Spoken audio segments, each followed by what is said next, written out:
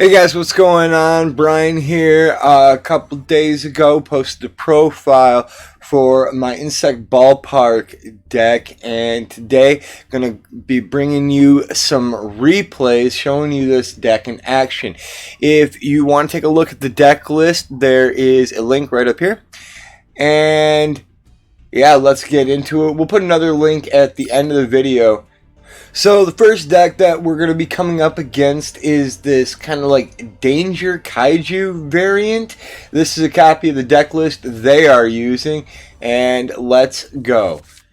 Alright, so we are on the bottom, obviously they are on the top. This is Scoop Face. We've got two going face down. That's two copies of Called by the Grave. Didn't open up the best. We still got our Pank Max C and our Battle Wasp Pin the Bullseye. He's going to go ahead in Dark World's dealings, and we are going to go ahead and we are going to pitch off our Goki pole, and this gives us actually more setup on his turn than we even had on ours. Also going to go ahead and pitch the Max C. Going to try and get some pluses. He's not into that idea. He's going to drop the Ash Blossom. But we've got two Called by the Graves. Now is a great time to use one of them. Called by the Grave, negating the Ash Blossom, which means not only are we going to plus out the Goki pole, we're also going to plus out the Max C. Good times all around for us. So Goki pole gonna search out the Resonating C. Then we draw into Resonance Insect off the Max C. Now he's gonna go ahead and allure, banish one, and go into the end phase. We are in so much better of a position now on our second turn.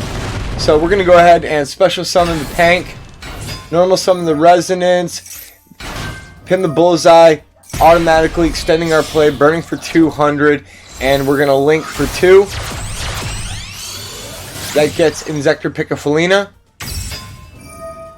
Resonance Insect effect kicking off. Getting the Doom Dozer. Going to banish 2, including the Resonance Insect. Pitching the Goki pole. Goki pole's effect activating. Special summoning the Killer Needle that we searched out and popping his monster. Now we'll get to go ahead and shuffle 3 back into our deck. And now swinging in for all that big, beautiful damage. Leaves him with 2 left. Doom Dozer did drop the Nessie into his graveyard. Main phase 2, bringing out the Seraphim. And that's where we're going to leave it. Really good position with a Max C, a Retaliating C, and an Ash Blossom in our hand. He decides to drop the Kaiju. We go ahead and Ash Blossom that. This is really because if we had dropped the Retaliating C, which we could have, all that would, we would have, it would have hit the field, but then it would have immediately gotten destroyed. And the Max C, well, we don't want to lose our whole field, so Ash Blossom was the best choice there. He goes for Bigfoot. We drop the Max C, and he has had enough. 1 for the good guys. Let's go into the next one. Second opponent going in with Vision Destiny Heroes. Alright, not a great opening, but not a terrible opening. We got the Goki pole, got the Resonance Insect, the Harpy's Feather Duster, but this Killer Needle is not, that is not the card we wanted to see in our hand. He's got the Stratos right out the gate to start making his deck move.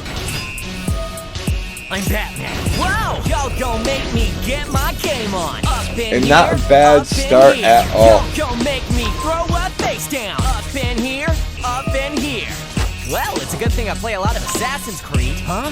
Okay, Poly. you obviously don't know who I activate am. it. The name's Jaden Yuki, and I'm absolutely flawless.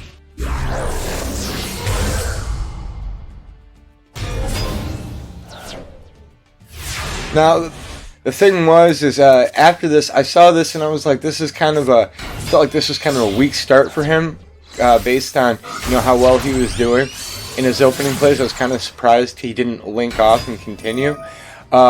But we're going to go ahead and Resonance Insect, bring out the Salamander, Almirage, which gives us YuGiOh's effect. Black Sea Squatter now going to link off into the Link Spider because we've got the Killer Needle in hand, which means that we can extend just a little bit further.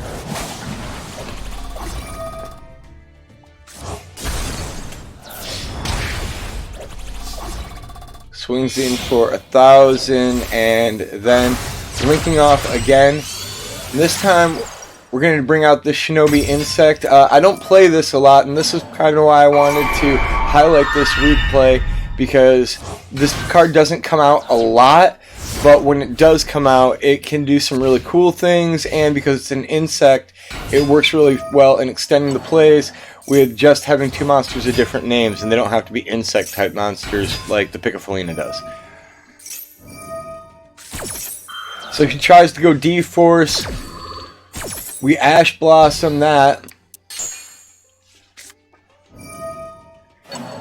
And now we're going to go for the Reborn. And, man, I'll tell you, this guy has, Shadow Mist has just been like the bane of my existence since he was released, I swear. Shinobi Insect effect kicks off, YuGiOh effect kicks off here. So, the Shinobi's effect, because the card was destroyed, I can special summon one level 4 or lower insect monster from my hand or graveyard, banish it when it leaves the field. Just to be clear about what's going on. So YuGiOh going to bring the Resonating Sea to my hand, and then Shinobi Insect going to bring back the Shiny Black Sea Squatter. My turn. We're going to clean up that back row with the Harpy's Feather Duster. He activates the Mass Change, which means that we can bring out the Retaliating Sea. And he goes with Increase. So Increase special summons up. We get the Retaliating Sea. Now the field is effectively the Macrocosmos. And that Harpy's Feather Duster picking up the rest of the work in the back row. Masked Hero Acid hits the field. And Increase going to use its effect. I don't know how smart the Vylon was there, because he had to send the Shadow Mist to the banished pile instead of the graveyard, so he didn't get the effect of the Mask Change to his hand. Whatever. Retaliating Sea along with our Shinobi Insect is going to get us the Piccofolina. This turns off the Macrocosmos that we had going when we sacked off this monster for our Kaiju. And now Piccofolina is going to go ahead, shuffle 3 in. Now we'll upgrade into the Access Code Talker.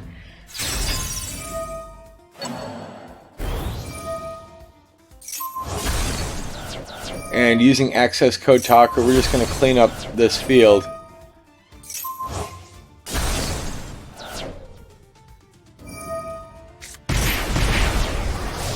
Don't really care about the 1,000 damage that much, to be honest. Now all he has left is this Shadow Mist, nothing in hand, and we're feeling pretty good. We've got the Max C, Shiny Black Sea Squatter, 2,000 attack beat stick. He's going to go ahead and get the Dark Calling, and at this point we pitch off the Max C. We're just going to be plussing from here on out.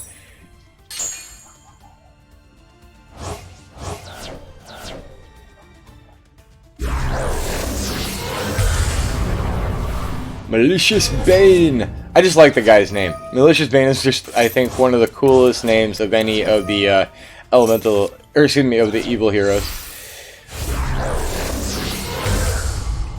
And now a Destiny End Dragoon. I gotta admit, I was pretty surprised to see the Destiny End Dragoon hit the field. Alright. He calls it there. He can't get past the Access Code Talker. He can't destroy it by card effects, thanks to the IP. So we drop out the Doom Dozer, we bring out the YuGiOh, we link off into Piccofolina, and that's going to activate the YuGiOh's effect, which brings another Shiny Black Sea Squatter to our hand. That'll get rid of one of his fusions, but we've still got Malicious Bane that we need to deal with. So, shuffle those into the deck. We got a +1, and now we'll go into Nightmare Unicorn. And this is going to start cleaning up the field real fast now. Pick a Felina, banish that. That'll activate Shadow Mist effect. At this point, too little, too late. Not going to do any good. He's got no battle traps. And Excess Code Talker, dealing the final blow of damage. That's going to do it. Going over the Elemental Heroes. Alright, moving up the tier list now as we got a little bit further with this deck. Trap Tricks coming up next. Let's see how we do. Alright, so we got Pin the Bullseye, we've got Ash Blossom, we've got Retaliating Sea. The Foolish Burial, going to send the Goki Pole straight to the graveyard. That's going to get us our Resonance Insect. We've got a Call by the Grave. We've got everything that we could want for go second hand, and that is exactly why we are going first. This deck typically wants to go second. So, Inzektor pick a Felina, hitting the field thanks to Pin the Bullseye. And we're going to use the Resonance Insect to bring the Doom Dozer to the hand. There may be some question, like maybe that wasn't the best play. Maybe it would have been better to get a Kaiju. But I really feel like I have enough in my hand right now to respond to whatever they have. That the Doom Dozer, that's going to actually be able to extend plays a bit more. It was a better choice. And it really doesn't matter because, as you see, I ended up drawing into a Kaiju. He uses Murmello to try and search out a trap card. We're going to Ash Blossom that. It's Trap Tricks. We do not want them having any more traps in play than absolutely necessary. He tries to use the Elder Entity to hit the Called by the Grave, so we might as well banish, it was the only monster in his graveyard, so it really didn't matter. He swings in with Murmello, destroys the Inzektor pick a Felina. It is our turn. One back row. That's not too bad. One back row to deal with. Activate the Terraform. He's going to max C. This is going to slow us down a little bit. We got to make a hard choice right now. Do we want to let him go off and draw a bunch of cards, a bunch of trap cards? Special summoning the Doom Dozer, attempting to. He's going to put a Solemn Judgment on that. So he doesn't get to draw a card because he negated the summon. We go in, we got the ballpark now, and so we swing in with the Retaliating Sea. We take no battle damage. We get to summon out all three of our Shiny Black Sea Squatters. He will draw one for those three special summons because they all came out at the same time. And we get to search out our Max C. So now on his turn, he's going to be put back into the exact same situation that we were. Plus, we know that we've got the Kaiju. So I left out the three Black Sea Squatters. I didn't want to go off and link up because I just didn't want him drawing more cards. I was really trying to hold him back on resources a little bit before all of a sudden I'm dealing with, two floodgate trap holes stopping me from having any fun at all. So he's going to link off into Trap Chick Sarah. And we will begin to draw. Apparently he's going to make a bit of a different choice than the one that we made. So he special summons twice. We're going to use the Giant Ballpark again here when he attacks us. This is going to bring the Killer Needle out. Killer Needle hitting the field, and that resolves before the attack. So his attacking monster dies. Sarah can't get over anything.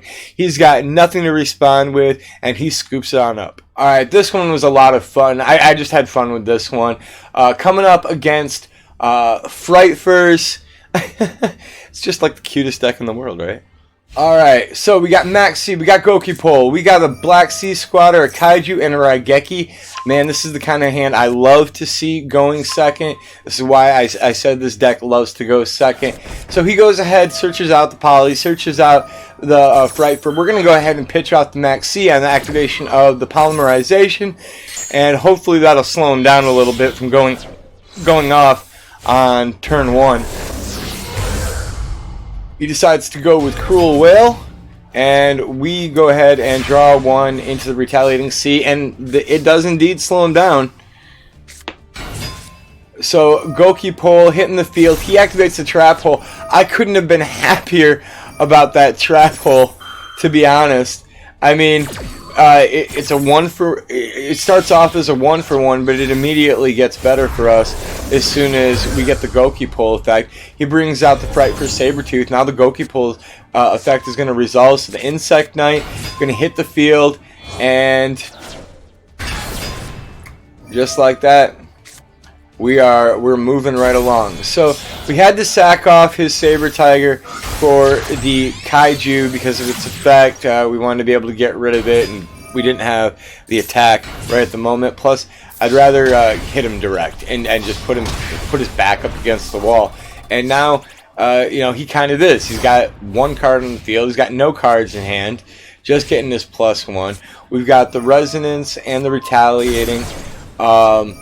And Retaliating is actually really, really good against this deck. So, draw the Pankratops. Can't really do much with it right now because he's got nothing. So, going to the Picafolina. Picafolina is going to let us shuffle 3 back in, but not before Resonance Insect lets us get Doom Dozer to the hand. Now shuffling 3 back into the deck. That gets a draw of Killer Needle. Yay. I mean, that's not really what you want to see. We'll also get the Goki Pole effect, though. Shining Black Sea Squatter to hand, special summons itself to the field.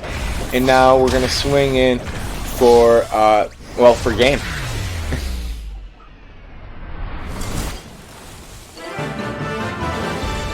Alright, so you want to see how dominant this deck can be? This is the replay that I've got for just how dominant this deck can be.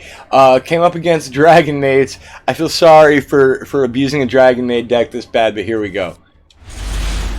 Okay, as you can see, we have just about the best opening hand that we could possibly have. Max Sea, Ash Blossom, Goki Pole, Retaliating Sea. I mean, all that this hand is missing is a Harpy's Feather Duster or a Kaiju to just make it like the perfect go second hand. Alright, here we go. So he immediately goes with the Dragon Maid. Nope, ain't gonna cut that off. You are not doing any searching. You just better use those cards in your hand.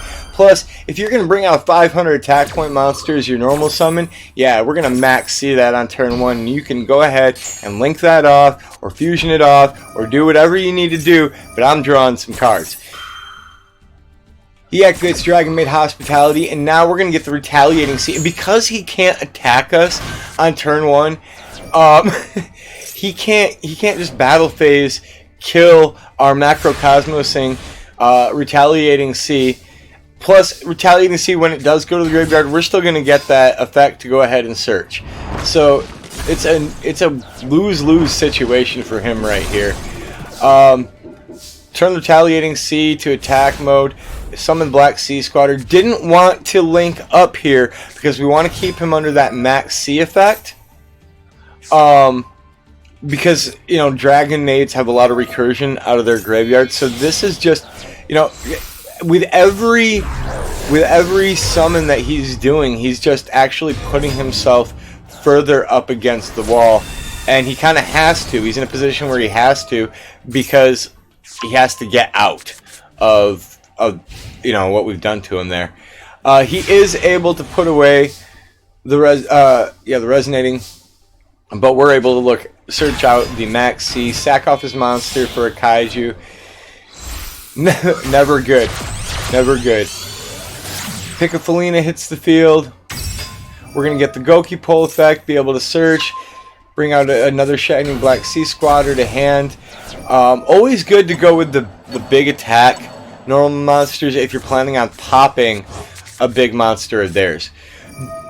So, off of Picafolina, we draw into the ballpark. Insect Knight is the choice of the day, mostly because we've got 3 of them that we can summon, and we only would have been able to search out 2 more of the Shiny Black Sea Squad.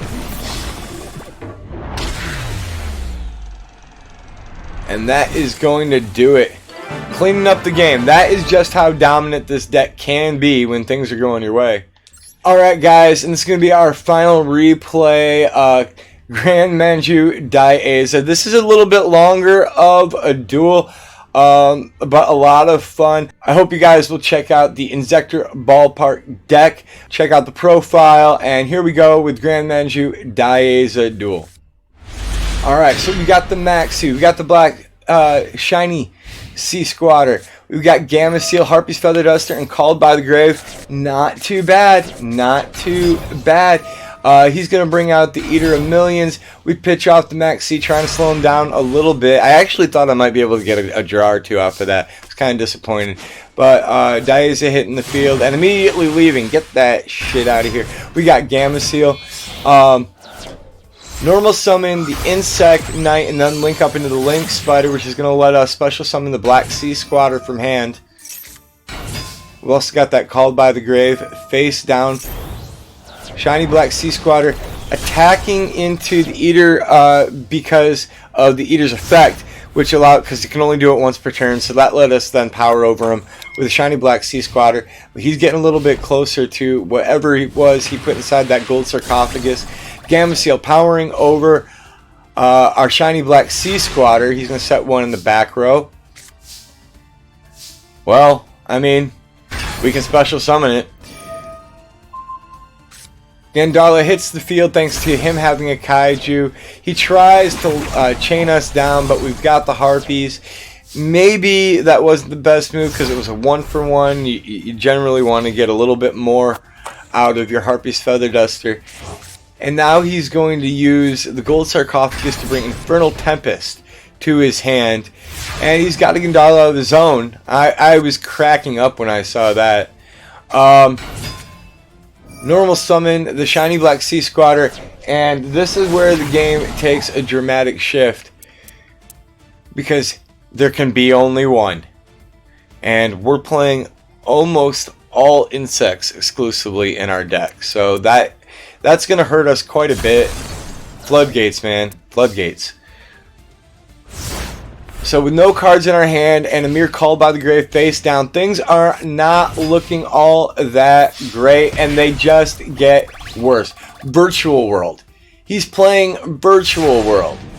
Ugh. Well, that could help. Giant Ballpark, throwing it down into the field zone.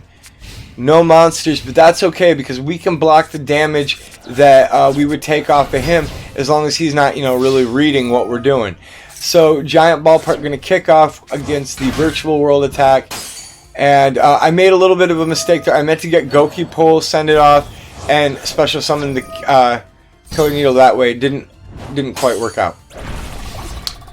Made a wee bit of an error there, and just got a little overzealous. Special summoned the Killer Needle, but it was able to survive the round. And now we've got an Insect Knight face down defense, because remember, we can't summon it thanks to there can be only one. This time we don't make the same mistake as last time. We get the Resonance Insect to our hand after the Goki Pull is sent to the graveyard by the Giant Ballpark.